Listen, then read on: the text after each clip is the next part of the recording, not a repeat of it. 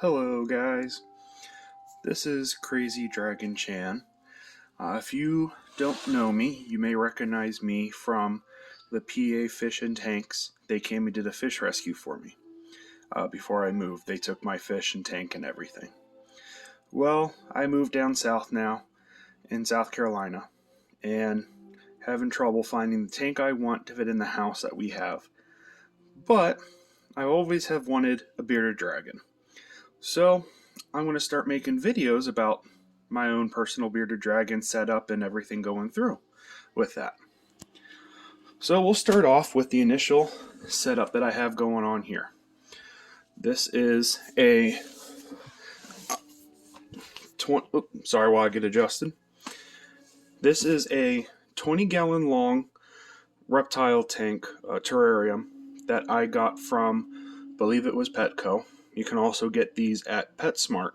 They're a nice little starter kit to help you get started if you're new into the reptile or just different type of pets like I am. I've never had a bearded dragon before, so this is all brand new for me.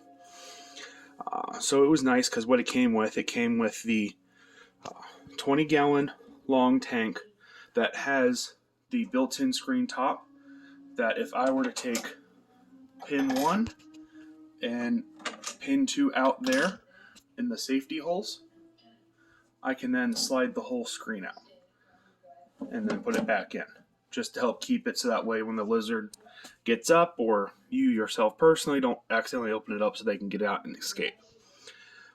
But what also came initially with it, like I said, the 20-gallon long tank with its lock screen top with the pins. You have a dual light system up there. One is a desert heat lamp for the actual heat, and one is the UV light bulb because they need both of those to survive. They need the UV light because that's where they get some good coloration on their skin, makes them healthy, and also some vitamin. It helps them get the vitamins they need from the natural sunlight that they actually would. If I didn't mention it before, this is going to be for a bearded dragon. So that's why when I'm talking about certain things, that's what it's for. It's for the bearded dragon. So with that, we have the hot side. Like I said, we have the lamps that came with it. So that's over here on the hot side. And over here, you can see in the far back, the black pad there on the side is a sticky mount heater pad. They can either go underneath the tank or can be applied to the side. With the setup that I have at the tank right now, this isn't most likely going to be the permanent stand that it's going to be sitting on.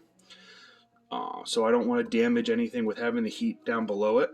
So it's actually designed, according to the specs from the manufacturer, to be placed on the side. But you can also see them in use underneath the tank too. Just when you do that, you can't have the substrate that would be here at the bottom too thick, or else the heat can't penetrate through. Which then leads to actually our next topic, our substrate. It's actually not, if you notice, real substrate right now. Because this is a setup tank for a juvenile bearded dragon. The issue you have with baby bearded dragons is that with them being so young and small, when they're eating, they could potentially eat the substrate that is unwanted. So you have this little fancy carpet down here that is this, a juvenile bearded dragon carpet. It came in with the kit that I got here from Petco. It's nice because I can actually take this carpet out and clean it with water, hose, let it air dry and cleaner, and then I can put it back in the tank when it comes time after finish cleaning it. Now what also came with the kit was our food bowl here, or not food bowl, that's the water bowl, and our food dish there. Then you have the little sticky temperature sensor there. Came with the kit. It's just a nice little thing to stick. You can stick it on the inside of the back wall. It's kind of out of the way and you can see your temperature. I'm using that temporarily as my low side temperature reading. So right now you can't really see it on with the camera, but it's currently 70 degrees on that side. Now, if you're looking over here, in the middle there is our humidity sensor, because we need to modulate the humidity and keep it regulated for a bearded dragon.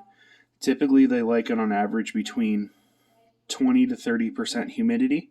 So currently right now we're at 37 degrees, 37% humidity. So we're a little bit high, but they can tolerate going up to 40%. It's not the best to go there, but right now, with having just set up the tank, we're looking okay. It's going in the right direction. It's been going down since I started it up. And here on the hot side, I got this thermometer here. It's saying currently 89 degrees. With bearded dragons, they like to have the hot side closer to about 100 degrees. So anywhere between 95 to 100 is ideal. So we're still a little bit low. Now, both this humidity sensor and this temperature sensor did not come with the kit. These are ones I had purchased myself after the fact, which were not too bad. One was $10, one was $9. I went to PetSmart or Petco, one of them. It's nice to go in one of those stores because they have a lot of the stuff you need to get started, especially when it's quick and easy trying to get set up, monitor and modulate everything. So over here, back in our hot side, these are, of course, I'm drawing a blank on the name of the wood, but wood that comes, one piece actually comes with the kit. So the piece that came with mine is this big one here in the front with the long stem that goes back. You kind of want to have it nice where it goes up so they can actually bask closer towards the heat source of the heat. But also you want spaces down below where they can bask in the sun down lower. So I had bought this piece then as well and set it up.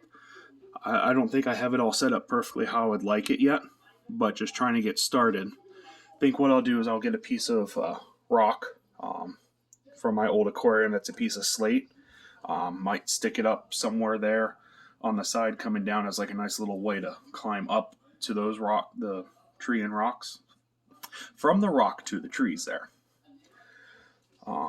But not only that, if I put the rock in there on that side, they could have a potential down here hideaway spot here on the hot side, which they would like. Which then comes to the elephant in the room in the tank, this cardboard box. Cardboard box here is actually a makeshift hideaway on the cool zone for the bearded dragon.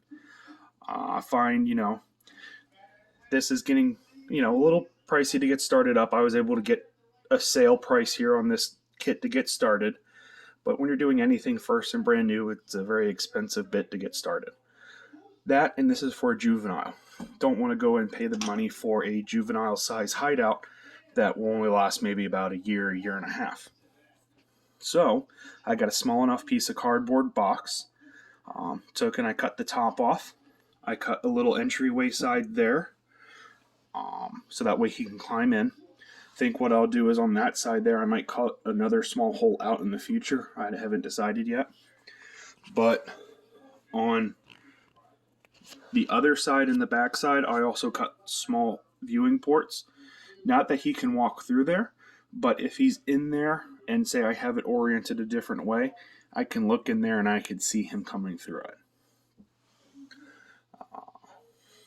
So yeah, this is kind of the beginner setup of how my bearded dragon tank is going. Still a few things to get set up and going.